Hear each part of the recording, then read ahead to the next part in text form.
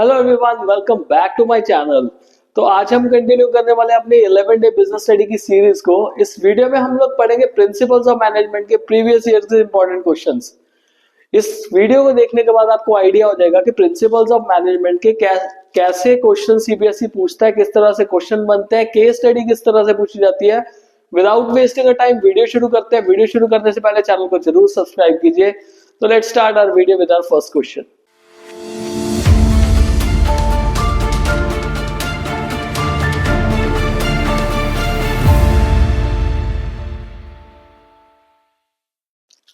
हमारा पहला क्वेश्चन है, explain the 4 points of importance of principles of management. तो हमें देखना है हमारी इंपॉर्टेंस क्या है प्रिंसिपल्स ऑफ मैनेजमेंट की। 4 पॉइंट्स का या 6 पॉइंट्स है। सबसे पहला पॉइंट है, it provides the managers with useful insights into reality. किस तरह से? अब अगर मान लो सपोज कोई भी कंपनी है, नेमली वाई लिमिटेड है कंपनी का नाम। वाई लिमिटेड में ना काफी सारे एम्प्लॉइज जो है वो बहुत जल्दी काम से जो है वो भाग रहे हैं, निकल रहे हैं। मतलब टर्नओवर बहुत ज्यादा है, काम पे रेगुलरली आ नहीं रहे एंड मोर ओवर क्या कर रहे हैं कि मतलब 1 साल काम किया उसके बाद हट गए।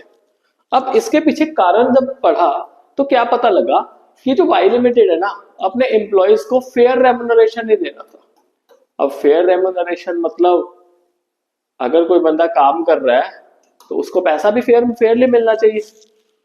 अब मैनेजर्स ने इस चीज को देखा कि हाँ यार, अगर फेयर रेम्युनरेशन नहीं मिलेगा तो फिर से टर्नओवर होगा।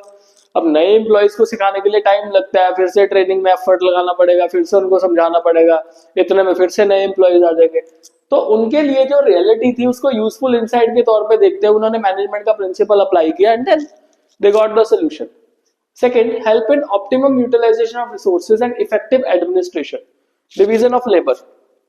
देखो, अगर हम लेबर को सही ढंग से डिवाइड करेंगे तो it will help in optimum utilisation of resources. क्योंकि देखो, अगर लेबर को पता है ना कि जिस काम में वो स्पेशलाइज है तो उसी काम में करने के लिए लगाओ ना। जो बंदा स्पेशलाइज नहीं है काम में, उसको काम पे लगा के क्या करोगे तुम लोग? Helps in taking scientific decision, मतलब जल्दी में डिसीजंस लेने के लिए जो मैनेजमेंट आपको समझाते हैं कि समझे ना, गाइडलाइन प्रोवाइड करते हैं कि भाई ठहर जा, आराम से डिसीजन ले, सोच समझ के डिसीजन ले। सोच समझ के डिसीजन क्यों ले? क्योंकि जो बेस्ट पॉसिबल डिसीजन है वही कंपनी के लिए क्या रहेगा, बेनिफिशियल रहेगा। Now helps in meeting changing environment requirement.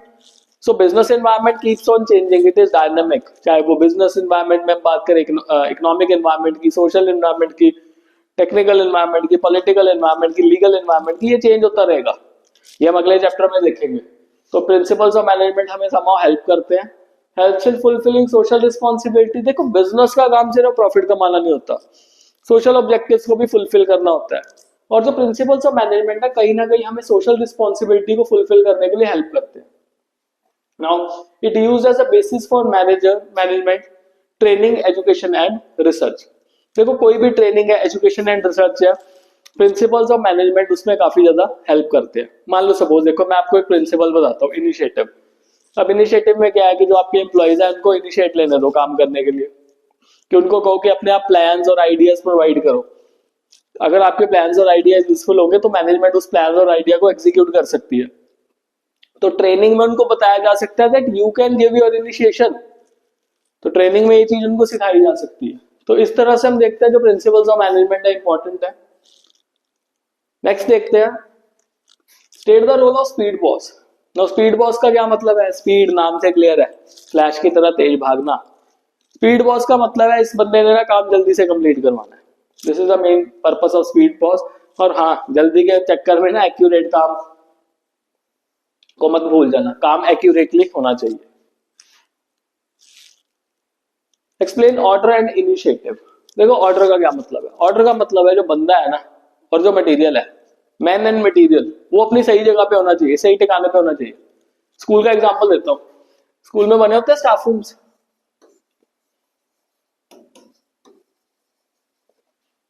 हाँ जी, इंग्लिश वाला टीचर कहाँ पे मिलेगा? स्टाफ रूम में जी, नहीं तो लैंग्वेज लैब में मिल जाएंगे। तो उनकी जगह वहां पे है। दैट मीन्स ऑर्डर उनका कहाँ पे है? स्टाफ रूम में है। मतलब जब अगर मान लो सपोज मिलना है उनको जाके, टाइम वेस्टेज नहीं करना, तो हमें पता है कि वो एरिया कौन सा है, वो कहाँ पे बैठे होंगे। उसी तरह से मटेरियल अपनी सही जगह पे होना चाहिए। क्लासरूम में मान लो सपोज हम चौक रखते हैं, तो चौक हमें पता होना चाहिए ना हमें कहाँ पे रखने हैं, छुपा के थोड़ा ना रखने हैं। उसी तरह किसी भी ऑर्गेनाइजेशन में, किसी भी फैक्ट्री में, तो फैक्ट्री में भी जो मटेरियल है वो अपनी सही जगह पे होनी चाहिए, मैन जो है अपनी सही जगह पे होनी चाहिए, जहां पे उनको ड्यूटी मिली है, जहां पे उनको ऑथराइजेशन मिला है, वहां पे उनको अवेलेबल होना चाहिए ताकि टाइम का वेस्टेज कम हो। तो सुटेबल बंदा सुटेबल जगह पे होना चाहिए ताकि वो मैक्सिमम एफिशिएंसी क्या करे, प्रमोट कर सके। Second one is initiative. Initiative जैसे कि मैंने आपको बताया कि मान लो सपोज अगर कोई वर्कर है, कोई ऑर्गेनाइजेशन में एम्प्लॉई है, उसको कहा जाए कि यार तू इनिशिएट कर, तो अपना आइडिया तो बता। मान लो किसी वर्कर ने आइडिया बताया और उस आइडिया की वजह से 10% कंपनी का कॉस्ट जो है वो कम हो गया। अब आइडिया किसका है, वर्कर का, और एडवांटेज के लिए मिल गया पूरी की पूरी कंपनी को। तो वो बेनिफिट जो है वो पास ऑन हो सकता है अगर जो एम्प्लॉइज है वो क्या करे, इनिशिएट करे। अब इनिशिएट करने के टाइम पे ये मत हो कि अपने आप को आगे रखते हुए ऑर्गेनाइजेशनल गोल्स को क्या कर दिया जाए, पीछे कर दिया जाए। So it does not mean going against the established practice of the company for the sake of being different। अलग दिखने के लिए कंपनी के जो गोल्स है, कंपनी के जो पॉलिसीज है, उसको बाईपास नहीं करना। केस स्टडी आ गई है। संचित after completing his entrepreneurship course from Sweden returned to India and started a coffee shop, Aroma Coffee Can, in a famous mall in New Delhi.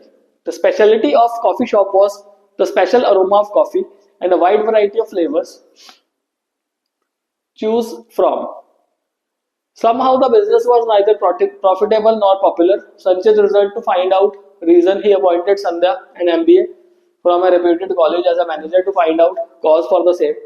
Sandhya took feedback from the clients and find out that though they loved the special unique aroma of coffee but were not happy with the long waiting time, or waiting time बहुत ज़्यादा था, taken to process the order. She analyzed and find out that there were many unnecessary obstructions between which could be eliminated. She fixed a standard time for processing the order. तो time आ गया, ये important point आ गया यहाँ पे। She also realized that there were some flavors whose demand was not enough. Flavours है उसकी demand भी नहीं है। So she also decided to stop the sale of such flavours. As a result, within a short period, Sandhya was able to attract the customer. Identify and explain any 2 techniques of scientific management use by Sandhya to solve the problem. देखो ये जो case study है ना, एक बहुत ही बड़ी company से relate करती है, मैकडॉनल्ड्स। फाउंडर नाम की, द फाउंडर नाम की एक मूवी है, Amazon प्राइम पे है। तो उसमें जो मैकडॉनल्ड्स था ना, मैकडॉनल्ड्स कैसे आया, किस तरह से उन्होंने एक फ्रेंचाइज से स्टार्ट करते करते पूरे वर्ल्ड वाइड मैकडॉनल्ड्स जो था वो फैल गया।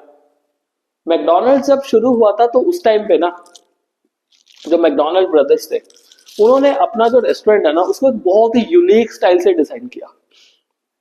मतलब आप एक चीज देखो, एक बहुत ही जिसको कहते हैं ना प्राइम एग्जांपल है साइंटिफिक मैनेजमेंट का, दे यूज्ड इट।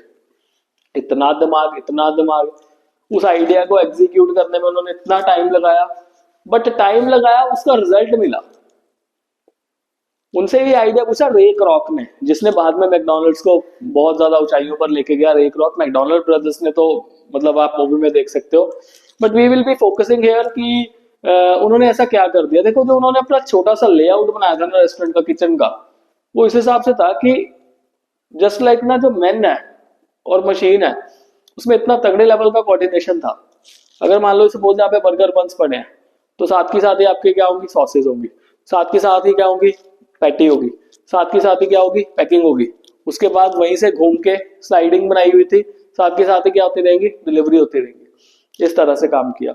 और मोर ओवर उनकी 85% सेल जो थी बर्गर वगैरह, फ्राइज वगैरह और कोक से थी। बाकी अननेसेसरी जितने भी उनके मेन्यू में सामान था वो सब भी खत्म कर दिया। That means they were very much aware of the things, यार ये चीजें करके क्या हो सकता है, बिजनेस में फायदा हो सकता है। और ये केस स्टडी समहाउ मेरे को देखने के बाद ना इसी से रिलेट की। अब इसमें कौन कौन सी टेक्निक्स है, देखो पहला तो है मोशन स्टडी। मोशन मतलब मूवमेंट। तो मूवमेंट की स्टडी करनी है कि जो अननेसेसरी मूवमेंट्स है हमने क्या करनी है, खत्म करनी है। हमें जो नेसेसरी मूवमेंट्स है वही करनी चाहिए। जॉब को एफिशिएंटली कंप्लीट करने के लिए जितनी भी नेसेसरी मूवमेंट्स है वही करनी है, अननेसेसरी सारी की सारी खत्म कर दो। टाइम स्टडी डिटरमिन करना है कि स्टैंडर्ड टाइम कितना वर्कर लेगा with reasonable efficiency and skill to perform a well defined job. मतलब उस जॉब को कंप्लीट करने के लिए जो वर्कर है वो कितना टाइम ले रहा है। अब मैकडॉनल्ड ब्रदर ने क्या किया था ना, अगर आप वो फाउंडर मूवी देखोगे तो मैं आपको एक पॉइंट बताता हूँ कि साइंटिफिक मैनेजमेंट के ना काफी सारे पॉइंट्स आपको क्लियर हो जाएंगे। They even noted down the time की पैटी जो है वो क्रिस्प बनने में कितना टाइम लग रहा है, और वो वही टेक्निक को कंटिन्यूसली यूज कर रहे हैं। That means time study is very very important. अगर लगता है ना कि यार टाइम स्टडी इंपॉर्टेंट नहीं है, पर टाइम स्टडी बहुत ज्यादा इंपॉर्टेंट है। It helps in deciding number of workers to be employed, कितने वर्कर्स एम्प्लॉय करने चाहिए। मतलब अगर मान लो सपोज आपको वर्कर 5 चाहिए, आपने 10 रखे हुए हैं, तो वो 5 वर्कर आपको कोई बेनिफिट नहीं देके जाएंगे। लॉ ऑफ वेरिएबल प्रोपोर्शंस में भी आपने देखा होगा इकोनॉमिक्स में। और आपको अपनी लेबर कॉस्ट को कम करना है, और जो बेनिफिट है वो अल्टीमेटली किसको पास ऑन करना है, ऑर्गेनाइजेशन को। देन सिंप्लीफिकेशन ऑफ वर्क, देखो जो भी एक्स्ट्रा काम है उसको, अननेसेसरी काम को खत्म कर दो। अब जैसे उन्होंने क्या किया इस केस स्टडी में देखा जाए, तो केस स्टडी में क्या कहा था ये आप देख सकते हो। There were some flavours whose demand was not enough, अब उसकी डिमांड कम थी, सो शी डिसाइडेड, संध्या जो एमबीए थी उसने डिसाइड किया कि यार हम इस चीज को बेचेंगे नहीं, छोड़ो। तो मैकडॉनल्ड ब्रदर ने भी यही काम किया था। तो सिंप्लीफाई कर दो काम को अपने, क्यों आपने सिरदर्दी लेनी है। अब जिस चीज की डिमांड नहीं है उसकी इन्वेंट्री कम होगी, लो जी इन्वेंट्री कम होगी, आपके पास रिसोर्सेज एक्स्ट्रा बचेंगे।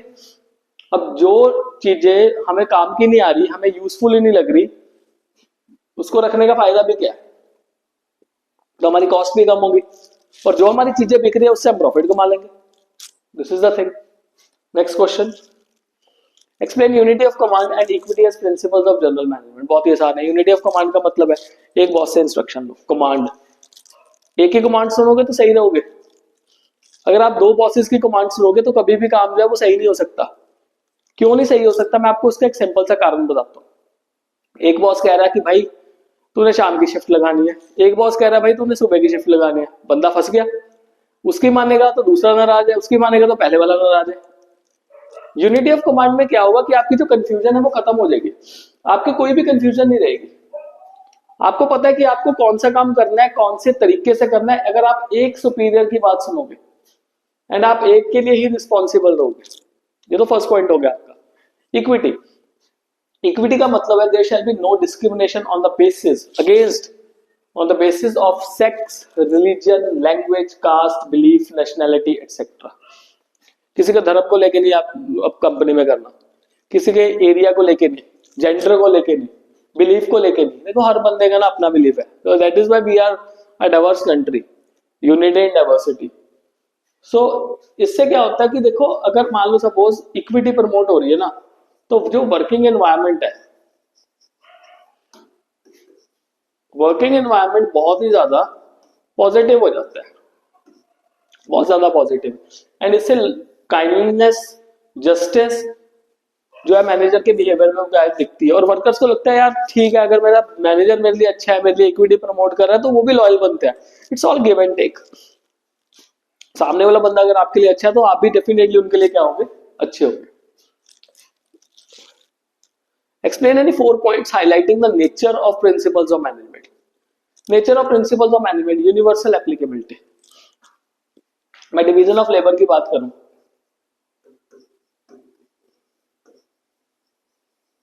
एक बेकरी में भी डिवीजन ऑफ लेबर सेम होगी और एक बड़ी कंपनी में भी डिवीजन ऑफ लेबर सेम होगी। मतलब सेम इन द सेंस, इसको इस तरह से रिलेट मत करना, but the thing is bakery में भी लेबर डिवाइड की जाएगी और कंपनी में भी, बड़ी बड़ी कंपनी में भी लेबर डिवाइड की जाएगी। क्या स्कूल में भी लेबर डिवाइड की जाती है? डेफिनेटली। स्कूल में अलग अलग डिपार्टमेंट्स में अलग अलग टीचर होते हैं, तो यूनिवर्सल एप्लीकेबिलिटी हो गया। दीज आर जनरल गाइडलाइंस, ये टेलर मेड सोल्यूशन नहीं है, ये गाइडलाइंस है। इसकी हेल्प से आप काफी सारे जो प्रॉब्लम्स है उनको सॉल्व कर सकते हो। ऐसा नहीं है कि ये 100% दवाई है आपके लिए। These are the guidelines. Guidelines कहीं ना कुछ हेल्प तो करती है। And these were form by practice and experimentation. एकदम से नहीं हो सकता जी। अगर आप कहो ना कि कंपनी जो है वो जो मैनेजमेंट के प्रिंसिपल्स हैं एकदम से बन गए होंगे, this is not at all possible. हर चीज को एक्सपेरिमेंटेशन को टाइम लगता है, हर चीज के रिजल्ट आने में टाइम लगता है। तो उस हिसाब से देखा जाए तो काफी सारा टाइम लगा, एक्सपेरिमेंटेशन हुई है, प्रैक्टिस हुई है, बार बार देखा गया, गलतियों से सीखा गया, देन जाके प्रिंसिपल्स बने। फ्लेक्सिबल, फ्लेक्सिबल का मतलब है देखो चेंज होने के अकॉर्डिंगली चेंज हो सकते हैं। ऐसा नहीं है कि हर ऑर्गेनाइजेशन के लिए मैनेजमेंट के प्रिंसिपल सेम रहेंगे। अब क्या पता किसी ऑर्गेनाइजेशन में सेंट्रलाइजेशन डिसेंट्रलाइजेशन का कंसेप्ट चल रहा है, किसी में सिर्फ सेंट्रलाइजेशन चाहिए, डिसेंट्रलाइजेशन नहीं चाहिए। तो द थिंग इज उस हिसाब से फ्लेक्सिबल होना चाहिए। Mainly behavioural. अब बिहेवियरल क्यों है? बिकॉज देखो जो ये जो प्रिंसिपल्स है ना मैनेजमेंट के, जो मैनेजमेंट के प्रिंसिपल्स है बेसिकली वो क्या है, वो ह्यूमन बीइंग और जो रिसोर्सेज है उनके रिलेशन को एक तरह से बताता है कि किस तरह से ह्यूमन बीइंग जो है वो रिसोर्सेज को देखता है। तो इस वजह से बिहेवियरल है। कॉज एंड इफेक्ट रिलेशनशिप, अगर आपको याद होगा तो मैंने बताया था कि किसी ना किसी कारण की वजह से उसका इफेक्ट जो है वो गलत हो सकता है। जैसे मान लो सपोज यूनिटी ऑफ कमांड है, अगर मान लो एक जो एम्प्लॉई है वो अच्छे ढंग से काम नहीं कर पा रहा, बट उसके पीछे अगर कारण देखा गया तो कारण देखने में पता लगा कि यार उस एम्प्लॉइज को जो ऑर्डर थे वो दो बॉसेस से मिल रहे थे, वो बेचारा कंफ्यूज हो रहा था और इसी कंफ्यूजन में उसका काम जो था खराब हो रहा था। And then the last point is contingent. Contingent का मतलब है कि डिफरेंट जगह के ना डिफरेंट एस्पेक्ट हो सकते हैं प्रिंसिपल्स ऑफ मैनेजमेंट को लेके। अब जैसे मैं आपको मतलब समझाता हूँ, मान लो सपोज कोई कंपनी है, उसमें टीम है, तो उसमें एस्पेरेट द कॉप यूज हो सकता है principle of management, esprit de corps. और अगर मान लो टीम है ही नहीं, तो अगर टीम नहीं है तो टीम स्पिरिट वाला तो कोई प्रिंसिपल रहेगा नहीं वहां पे यूज होने वाला। तो we have to see the situation, we have to see the things कि वो ऑर्गेनाइजेशन किस तरह से वर्क करती है। केस स्टडी आगे देखते हैं। विशेष completed his MBA at a reputed business school in Lucknow. He was impressed by the principles and techniques of scientific management. Fine, मतलब इसमें principles and management ये देख लो, developed by F.W. Taylor. On completing his MBA, he wanted to apply scientific management in his family's business of fast food chain of restaurant named Burger Mania. His main goal was to reduce costs with increased output. To begin with, he wanted to develop a standard method which would be followed throughout the organization. So he investigated the traditional methods through work, study and unified the best practice. That when method study आ गया. The standard method, that is the best way of doing the job, was then developed taking into account all parameters right from the procurement of raw materials till the delivery of the final product to the customer. Okay? Movement का देखा गया इसमें. Vishesh also believed that each person should not only be scientifically selected. Okay, तो best possible, तो employees के लिए best possible चीज क्या हो सकती है, and should also be given the required training भी दो, और ताकि उनकी एफिशिएंसी क्या हो, इंक्रीज हो। नाउ बेस्ट सूटेबिलिटी के बेसिस पे, for this he set up a special training unit called hamburger in Bengaluru, where the workers were given the required training to increase efficiency. For this he set up a workers were given the required training to learn the best method. At the factory, the ingredient making up a burger was strategically placed to reduce time taken for excess movement. That means the movement study है वो भी किया गया, motion study किया गया. The standard time and other parameters were determined on the basis of work study, and Vishesh rewarded the workers for meeting the standard output. तो reward भी मिला workers को. Now, Burger Mania has standardized process, raw material, machinery, product and working conditions that ensures the food they send out to the customer has the same high standard of excellence and level of quality in every chain or franchise. मतलब हर chain और franchise पे same चीज हो. The application of scientific management to every aspect of restaurant operation led to Burger Mania's widespread success. Quoting the lines from above, explain the principles and techniques of scientific management used by Burger Mania. तो Burger Mania ने क्या use किया, पहले तो हम देखेंगे principles क्या use किए, टेक्निक क्या यूज की। देखो एक तो जो प्रिंसिपल है मेरे को लग रहा है वो है science not rule of thumb. Yes exactly, science not rule of thumb. अब स्टैंडर्ड प्रोसीजर जो है, देखो उसने क्या किया, स्टैंडर्ड मेथड जो है वो डेवलप किया। उसने ऐसा नहीं किया कि अगर मान लो फैमिली बिजनेस में जो पहले चीजें चल रही थी, जो मेथड्स पहले चल रहे थे, उसने उसको भी स्टडी किया, उसने साथ साथ में और भी काफी सारे मेथड स्टडी किए, और उसने एक चीज देखी, यार जो बेस्ट पॉसिबल मेथड है ना, क्यों ना मैं बेस्ट पॉसिबल मेथड ही यूज करूं जिससे मेरा जो बिजनेस है वो और ज्यादा फ्लरिश करे.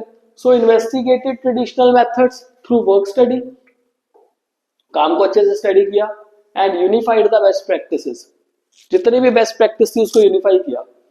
एंड दूसरा जो प्रिंसिपल है, development of each and every person to his और हर ग्रेटेस्ट एफिशिएंसी. जो बंदा जिस काम के लिए डिजर्विंग है उस बंदे को उस काम पे लगाओ जी. अगर आप मान लो सपोज एक एक्सपर्ट बंदे को किसी ऐसे काम में लगा दोगे, अनस्किल्ड काम में लगा दोगे, तो वो बंदा पागल हो जाएगा वहां पे. और साथ ही साथ उनको ट्रेनिंग्स दो, because business is always dynamic, वो चेंज होता रहेगा. इवन टीचर्स देखो, अब स्कूल ऑर्गेनाइजेशन है, टीचर्स का रेगुलरली ट्रेनिंग होता है. सीबीएसई कहता है टीचर्स रेगुलरली ट्रेनिंग करो. हम रेगुलरली ट्रेनिंग्स पे जाते हैं और काफी कुछ सीखते हैं बीइंग अ टीचर. और साइंटिफिकली सिलेक्ट कर किए जाने चाहिए. ऐसा नहीं है कोई भी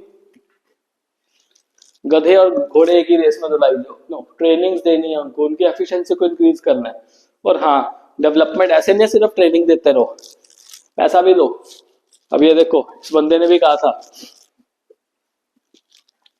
यहाँ पे हमने लाइन पढ़ी थी, ट्रेनिंग तो देनी ही देनी है, बट ट्रेनिंग के साथ साथ अपने जो पर्सन, आज देखो, विशेष rewarded the workers for meeting the standard output. Workers को रिवॉर्ड भी देना है साथ में. तो ये तो जो हमारे प्रिंसिपल्स, टेक्निक्स देखते हैं. तो पहले मेथड स्टडी, उसने स्टैंडर्ड मेथड यूज किया, जॉब के लिए स्टैंडर्ड मेथड डेवलप किया, जो राइट पैरामीटर था, जो राइट प्रोक्योरमेंट थी फ्रॉम द स्टार्टिंग, मतलब रॉ मटेरियल लेने से लेके फाइनल आउटपुट तक, फाइनल डिलीवरी तक कस्टमर का मेथड जो था वो सेम था, स्टैंडर्ड मेथड था सभी आउटलेट्स के लिए. उसके मोशन स्टडी, उसने देखा यार टाइम को, मोशन को कम से कम करना है. जो एक्सेसिव मूवमेंट्स है ना, एक्स्ट्रा मूवमेंट्स है, फालतू की मूवमेंट्स है, उसको हटा देना है. फैक्ट्री में उसने अपनी जो रेसिपी थी स्ट्रेटेजिकली स्टोर करके रखी हुई थी ताकि टाइम कम से कम लगे. Standard time and other parameters were determined on the basis of work study. तो स्टैंडर्डाइजेशन एंड सिंप्लीफिकेशन, उसने अपने काम को स्टैंडर्डाइज किया और सिंप्लीफाई किया.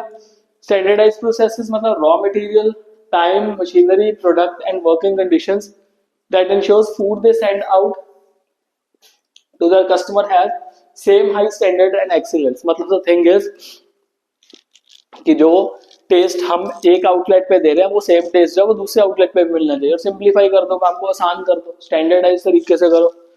And differential piece based system मतलब विशेष उन बंदों को रिवॉर्ड करेगा जो हमारे जो स्टैंडर्ड आउटपुट्स हैं, स्टैंडर्ड क्वालिटीज को मेंटेन कर रहे हैं. डिफरेंशियल पीस बेस्ड सिस्टम का यही मतलब होता है, जो ऑर्गेनाइजेशंस को करना चाहिए, जो अच्छा काम करने वाला एम्प्लॉई है डेफिनेटली उनको पैसा देना चाहिए. जो काम अच्छा नहीं करता उसको उस हिसाब से पैसा देना चाहिए, उसको उस हिसाब से देखना चाहिए. क्योंकि इससे ना एक तरह का मोटिवेशन मिलता है.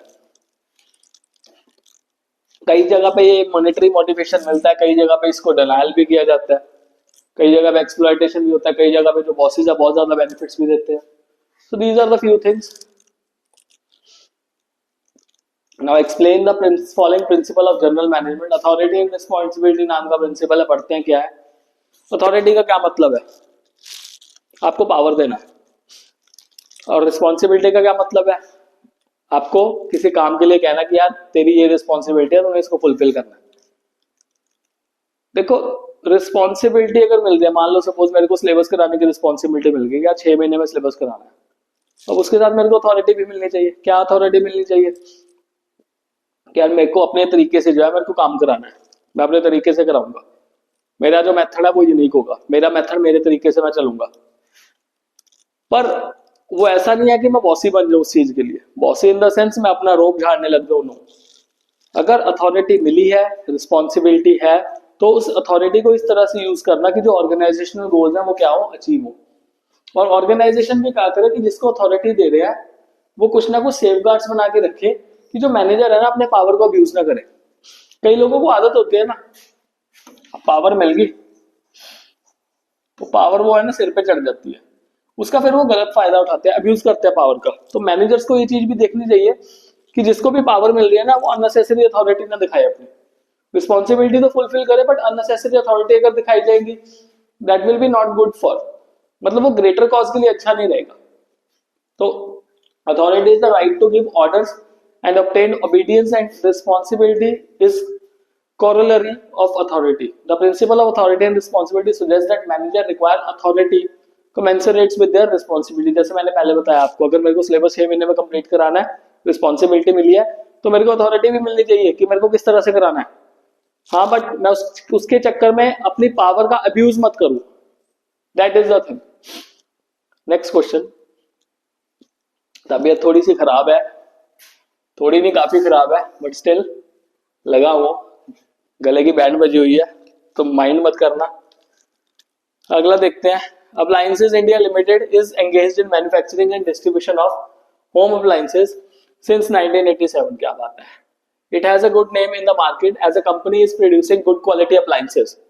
It has separate departments for manufacturing, okay, finance, sales, maintenance, services, and technical services to achieve specialization.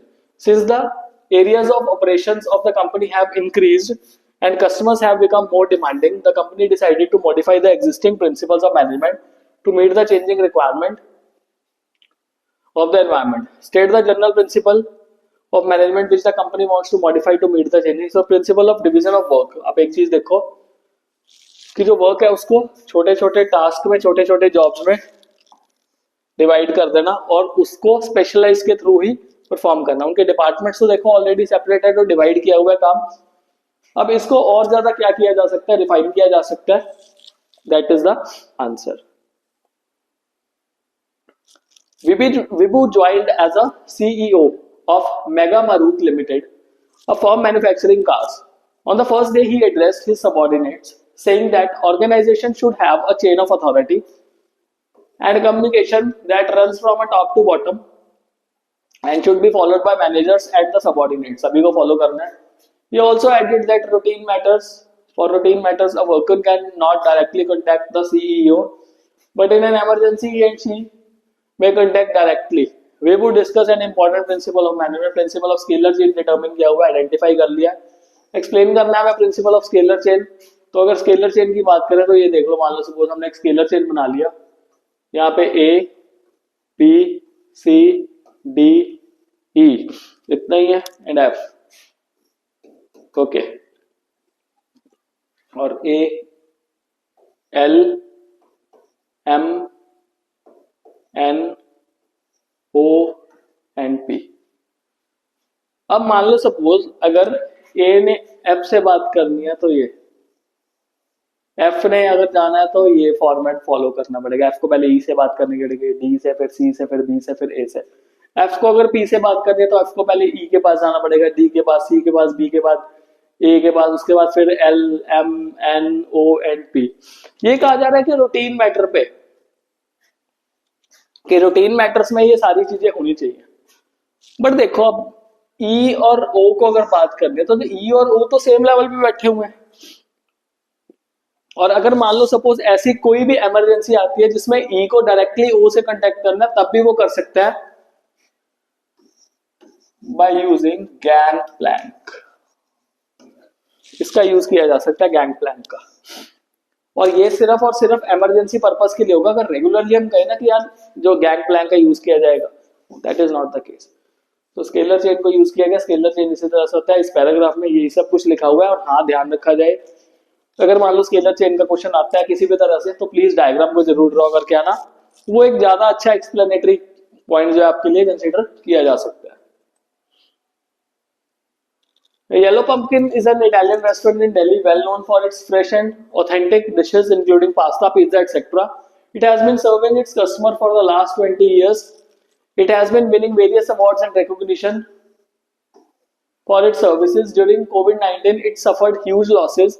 As the effect of COVID reduced, the business started picking up, and the management of Yellow Pumpkin also decided to go in for home delivery services to increase its revenue and profit. For this, they needed support of their workers to work overtime. Yellow Pumpkin entered into an agreement with its worker to put extra hours without additional payment to revive out of losses. In return, they promised to increase the wages of the workers when the mission is accomplished. Okay, the workers put in extra hours as committed, and in just 3 months, the restaurant business turned around and it became profitable again.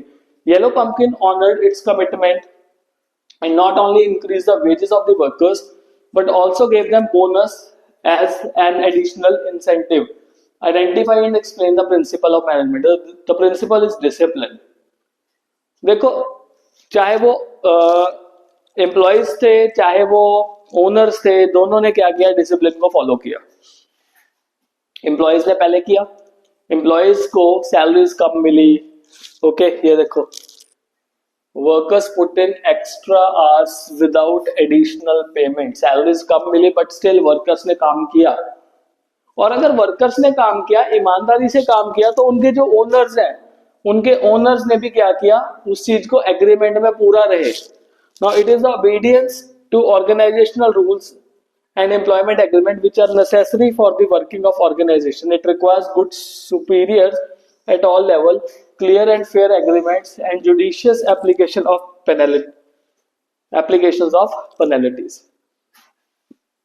मतलब आप एक चीज देखो, workers अगर काम कर रहे हैं तो उनके जो सुपीरियर्स है ना, सुपीरियर्स ने भी उस चीज को अच्छे से काम में लेके आए। अब एक इसमें देखो, जैसे वो प्रॉफिटेबल हुए, उन्होंने अपने जो भी वर्कर्स थे उनको पेमेंट तो दिया ही दिया, साथ में जो बोनसेस थे वो भी दिए, जो कि एक अच्छी ऑर्गेनाइजेशन की निशानी है। A famous cricket coach, Alam Raza, was hired by Sports College Indore to coach college cricket team for a national level competition. In the first meeting itself, the principal of college announced that the players would enter into an agreement with the college. The agreement would state the reporting time for players on the field and other rules and regulations. Failure to obey the agreement and rules would lead to judicious application of penalties. It was also announced by the college principal that the players would receive order from the enthusiastic and they would all be responsible only to the coach. तो अब यहाँ पे 2 point ध्यान से समझो। Judicious application of penalties. It was also announced by the college principal that the players would receive order from the enthusiastic, that means वो coach को ही responsible होंगे to prevent confusion regarding task to be done. The coach also was very determined to train the players to win, as the entire responsibility was on his shoulder. He promoted the spirit of mutual trust and belongingness among the team members, without which he felt it would be difficult to win. The players were also enthusiastic. Players बहुत ज़्यादा enthusiastic हो गए, and the training started in full swing. Identify and explain the 3 principles of management. तो पहला है discipline,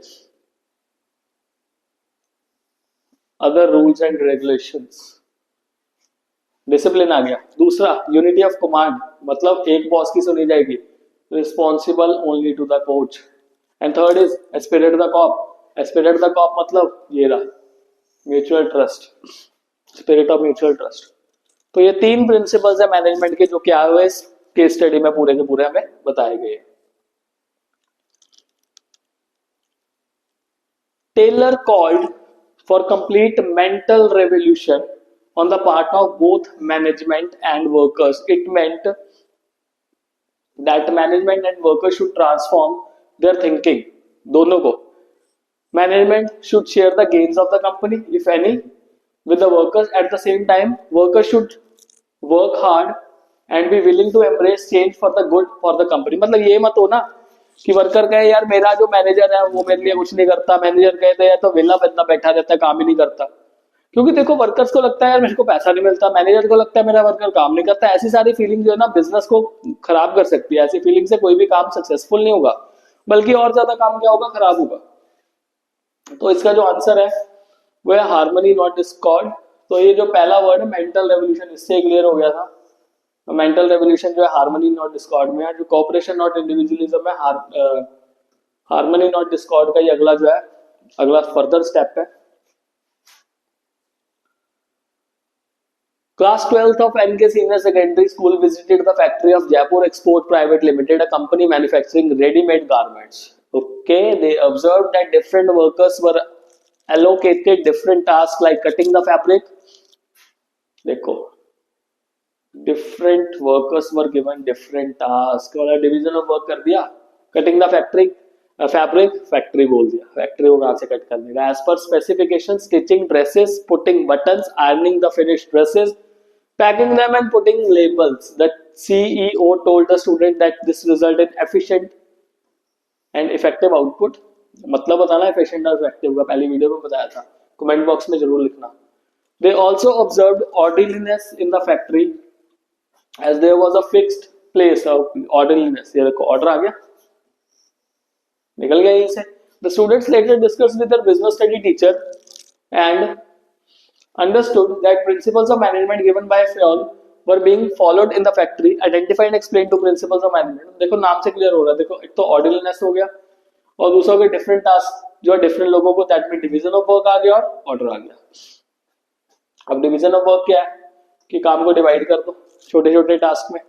trend specialist जो होंगे कोई क्या करेंगे, जॉब को परफॉर्म करेंगे, leading to specialisation, this result in effective and efficient output.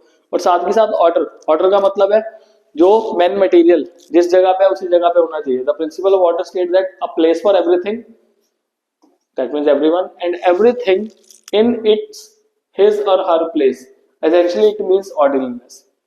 So fix place होनी चाहिए हर चीज के लिए हर टाइम पे, क्योंकि अगर फिक्स प्लेस नहीं होगी ना उससे टाइम का वेस्टेज बहुत होगा। तो बिजनेस को अगर चलाना है तो हमें टाइम का भी साथ में ध्यान रखना, टाइम स्टडी हम करते हैं। तो एफिशिएंसी को प्रमोट करने के लिए जो सही जगह है उसी जगह पे वो पर्सन और उस मटेरियल की अवेलेबिलिटी होनी चाहिए। नेक्स्ट देखते हैं MSJK computer is a small organisation engaged in assembling of computers. In this organization, decision making rests with top management, while middle level is involved in only implementation of plans. That centralization चल रही है सीधी सीधी। On the other hand, Progressive Computer Limited is a large company where number of people from each levels are involved in the decision making. हर बंदा decision making में है। The application of principle centralisation and decentralisation is different in two organizations as the situation in each enterprise is not the same. From the following, identify the nature of principles of management. Answer is flexible. और flexible है मतलब अलग अलग तरीके से क्या हो सकता है, यूज हो सकता है। This is the answer. Explain the following techniques of scientific management. Fatigue study. Fatigue का मतलब क्या है, थकावट है यार, बंदा गधों की तरह काम थोड़ा कर सकता है, हर बंदे को रेस्ट चाहिए। कितना का बंदा काम करता रहेगा? तो the thing is it determine the amount and frequency of rest interval in completing a task. तो पर्सन फिजिकली और मेंटली थक जाएगा और उस फिजिकल और मेंटल थकावट को खत्म करने के लिए रेस्ट चाहिए, रेस्ट इंटरवल होना चाहिए। कितने टाइम का रेस्ट चाहिए, कितने रेस्ट चाहिए, मतलब frequency and time interval of rest, this has to be studied, ताकि वो जो पुरानी उसकी कैपेसिटी थी उस कैपेसिटी तक वो काम कर सके। तो फ्रीक्वेंसी मतलब नंबर ऑफ रेस्ट कितने चाहिए और टाइम कितना है, टाइम इंटरवल कितना है रेस्ट का, ये फटीग स्टडी में हमें देखना है। Explain the following principles of management. Already कर चुके हैं। डिसिप्लिन मैंने आपको बता दिया, डिसिप्लिन मतलब obedience to the organisational rules and employment agreement which are necessary for working of the organization। और अच्छे सुपीरियर चाहिए हर लेवल पे, क्लियर और फेयर एग्रीमेंट होने चाहिए, judicious application of penalties has to be there. ऐसे नहीं है कि फालतू में पैसे काटते रहो किसी के भी।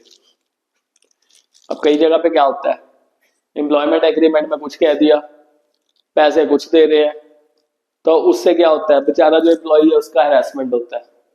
और कुछ एम्प्लॉयज भी बड़े शैतान होते हैं, पैसे पूरे लेते हैं, मस्ती पूरी करते हैं, काम इतना सा भी नहीं करते और दिखाते हैं ऐसे कि काम बहुत कर रहे हैं। तो हर जगह पे देखो गलत लोग तो है ही है, ऐसा तो है नहीं कि यार बॉस लोग ही गलत है, और ऐसा नहीं है कि एम्प्लॉयज ही गलत है, गलत लोग हर जगह पे बड़े पड़ते हैं। तो आपने अपने आप को देखना है कि हम कैसे सही रहें। यूनिटी ऑफ कमांड आपको बता दिया कि अगर मतलब दो बंदों से मिलेगा, दो नाव पे चलेगा ना, गिर जाएगा बेचारा, डूब जाएगा। डूबने से बचाना है। डूबने से कैसे बचाना है, एक बॉस की बात सुनो भाई। उसके बाद यूनिटी ऑफ डायरेक्शन। अब यूनिटी ऑफ डायरेक्शन का मतलब क्या है, हर बंदे का, हर ग्रुप का, हर एक्टिविटी ऐसी होनी चाहिए ताकि वो जो सेम ऑब्जेक्टिव है, जो सेम गोल है फर्म का, वो क्या करे, फुलफिल करे।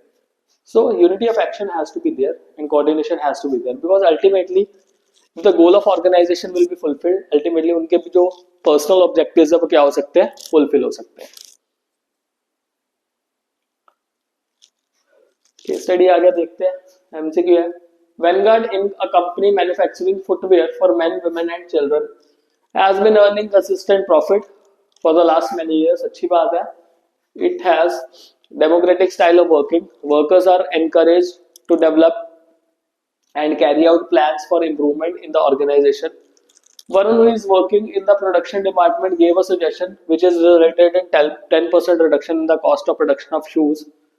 He was rewarded for his suggestion तो identify principal of management, it is initiative, because अगर इनिशिएटिव दिया उस बंदे को प्रोडक्शन डिपार्टमेंट से, तभी वो बोला, उसने आइडिया दिया, इम्प्लीमेंटेशन किया, कंपनी की कॉस्ट 10% से कम होगी।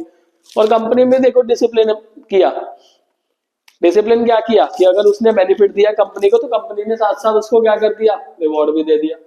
ये भी चीज होनी चाहिए, मतलब टू वे बेनिफिट होना चाहिए। ऐसा नहीं कि यार कंपनी को सारा कंपनी सारी मलाई खाती रहे, वर्कर को बेचारे को कुछ ना मिले, और या फिर जो वर्कर है वो भी अपना काम अच्छे से ना करे, सैलरी लेने को बस उताव ले रहे और बोनस लेने को, और बॉस को गालियां देते रहे। ये काम भी नहीं होना चाहिए। केस स्टडी है, फिर से देखते हैं। Ankur Sachdeva did his MBA from ITB University. He decided to apply his knowledge of scientific management in the fast food restaurant. Fast food का ही काम आ रहा है। Coffee Bean, set up by him. This restaurant was providing burgers, fries, shakes, etc. as a part of its menu. Nowadays, people are quality conscious, so he was using standardized raw material, processes, methods, working condition, machinery, etc. The objective was to establish standards of excellence, so standardization. By doing this, he was not only able to reduce the cost, but was also able to provide new varieties of burgers, fries, shakes, leading to increased turnover. क्या बात है? Ankur Sachdeva also believed that there was only one best method to maximize efficiency. As a result, he developed the best way of grilling burgers, cooking fries, and preparing shakes. His main objective was to maximize the satisfaction of customers, which he was able to achieve not only to learn the best way of doing a job, but to perform their task efficiently. Coffee Bean regularly invests in training and developmental programs to equip employees with the necessary skills and knowledge. Coffee Bean believed that efficient employees will produce more and earn more.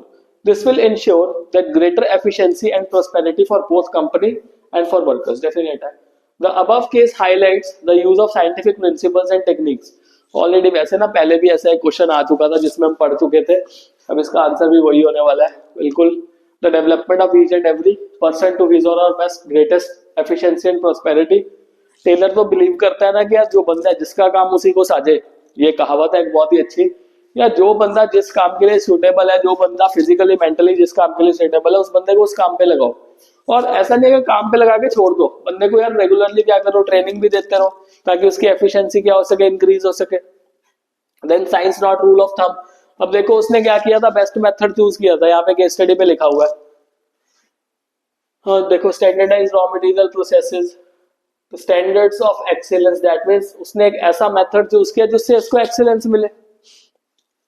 तो science not rule of thumb, तो ही choose the best method to maximise efficiency which should be developed through study and analysis.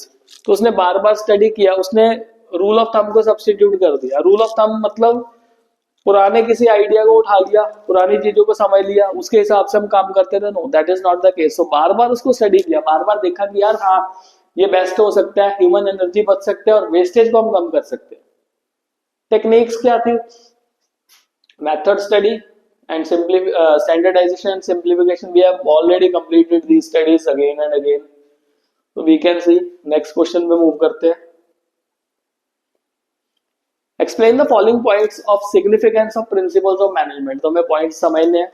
Providing managers with useful insights into reality, जैसे मैंने आपको बताया था पहले वाले क्वेश्चन में, प्रिंसिपल्स ऑफ मैनेजमेंट मैनेजर्स को यूजफुल इनसाइट्स देते हैं into reality by helping the managers to learn from past mistakes and conserve time by solving recurring problems quickly. अब वाई लिमिटेड वाला एग्जांपल याद करो, वाई लिमिटेड के जो एम्प्लॉइज थे वो भाग रहे थे बार बार। क्यों भाग रहे थे? उनको पैसा नहीं मिल रहा था। यार पैसा नहीं दोगे तो बंदा भागेगा ही ना, क्यों नहीं भागेगा बंदा? अब वाई लिमिटेड के ऑर्गेनाइजेशन जो मैनेजमेंट के बंदे थे, मैनेजर्स ने क्या सोचा, यार अब पैसा देना पड़ेगा इनको, तो मैनेजर्स को यूजफुल इनसाइट मिल गया, पास्ट मिस्टेक से सीखे। Scientific decision, principles of management आपको हेल्प करते हैं साइंटिफिक डिसीजंस लेने में, because these principles are free from bias. इन पे किसी की बायसनेस नहीं है। प्रिंसिपल ऑफ फेयर रेम्यूनरेशन, यार कहां से बायसनेस आ जाएगी? इनिशिएटिव, कहां से बायसनेस आ जाएगी? हार्मनी नॉट डिस्कॉर्ड, कहां से बायसनेस आ जाएगी? तो साइंटिफिक डिसीजन मतलब गलत डिसीजन ना लो, कोई जल्दबाजी में डिसीजन ना लो। Fulfilling social responsibility, social responsibility भी फुलफिल होती है बिजनेस की। The management theory and principles have also evolved in response of these demands. तो सोसाइटी हमसे क्या चाहती है बीइंग अ कंपनी, तो उस चीज के बारे में भी इसमें जो है वो मेंशन्ड है. Explain the following principles of scientific management. Science not rule of thumb, बहुत बारी कर चुके हैं. बेस्ट मेथड यूज करना है हमने एफिशिएंसी को इंप्रूव कर, एफिशिएंसी लाने के लिए रूल ऑफ थंब को सब्स्टिट्यूट करना है. Okay, harmony not Discord, that means mental revolution create करना है. देखो वर्कर्स को ये नहीं लगना चाहिए कि यार मेरा जो बॉस है ये पैसे नहीं देता मेरे को, ये मेरे को पैसे देता ही नहीं है, बुरा है. वो बुरे जो बैड जोक्स बनते हैं ना बॉस के बारे में, वो नहीं. और बॉस को भी नहीं ये लगना चाहिए हमेशा कि यार मेरा वर्कर निकम्मा है, कुछ नहीं करता.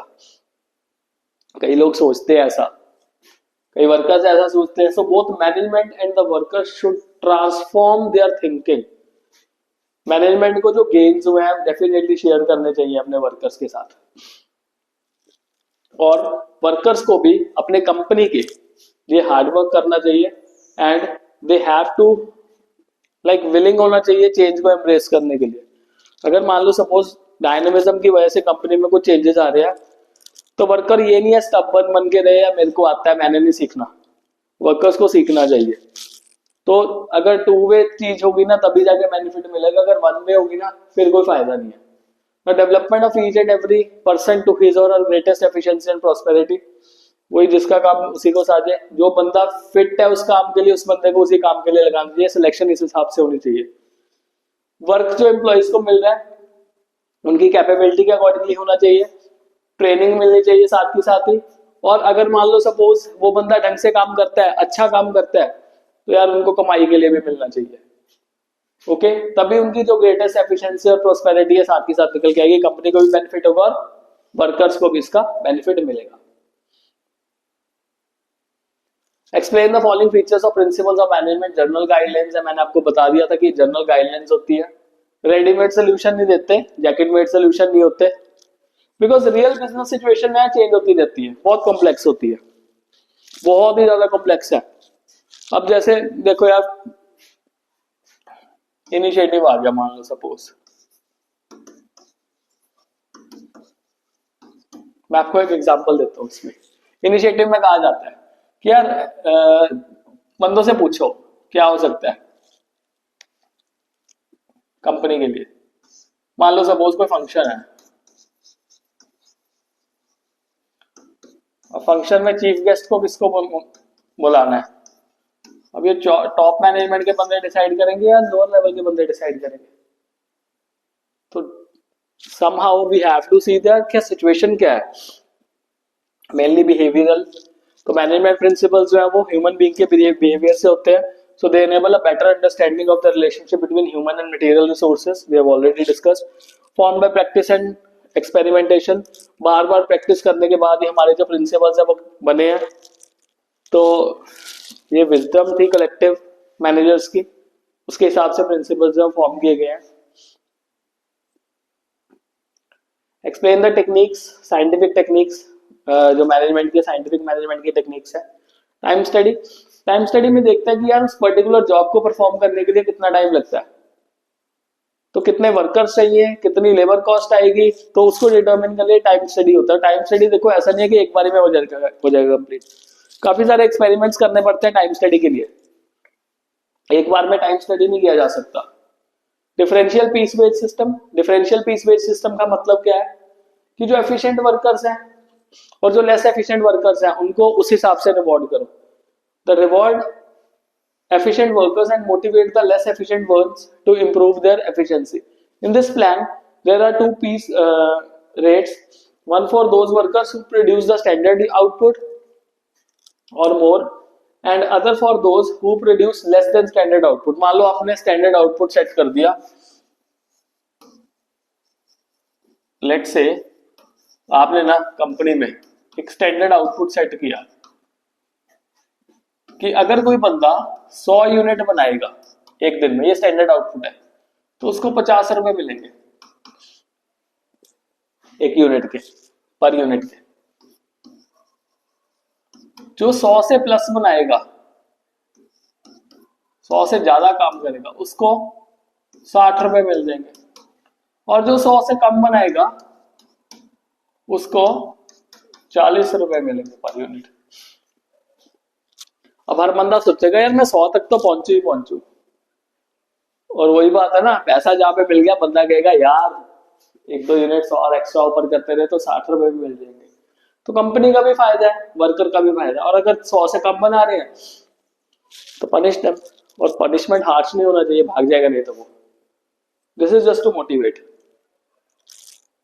मोशन स्टडी मतलब मूवमेंट, जो फालतू की मूवमेंट है उसको खत्म कर दो ताकि टाइमली टास्क जो है कंप्लीट हो जाए। Now explain the following techniques of scientific management। Functional foremanship है, इंपॉर्टेंट है। तो फंक्शनल फोरमैनशिप में क्या होता है? फंक्शनल फोरमैनशिप में बेसिकली देखा जाता है it's technique to improve the quality of supervision at shop floor by putting a worker under 8 specialist foreman. तो 8 स्पेशलिस्ट फोरमैन रख देने हैं, तो प्लानिंग के लिए अलग से और एग्जीक्यूशन के लिए अलग से। तो 4 फोरमैन फॉर प्लानिंग। पहला है रूट क्लर्क। रूट क्लर्क बताएगा काम करना कैसे है, काम की स्पेसिफिकेशन क्या है, ये रूट क्लर्क का काम है। इंस्ट्रक्शन कार्ड क्लर्क ये बताएगा जी इंस्ट्रक्शंस क्या क्या है, किस तरह से काम करना है, ये बताएगा काम है क्या, ये बताएगा आपको काम करना कैसे है, किस तरह से करना है, कौन सा मटेरियल यूज करना है। Time clerk, time and cost clerk, ये देखेंगे टाइमली काम कंप्लीट हो रहा है ना, और कॉस्ट एफिशिएंसी आ रही है नहीं, या फिर मान लो वेस्टेज चल रहा है ये। और डिसिप्लिनेरियन देखेगा काम ढंग से कर रहे हैं नहीं कर रहे हैं ये लोग। एग्जीक्यूशन पे गैंग बॉक्स, ये जितनी भी मशीन्स रिक्वायर्ड है, जो भी मटेरियल रिक्वायर्ड है ये बंदा अरेंज करके देगा।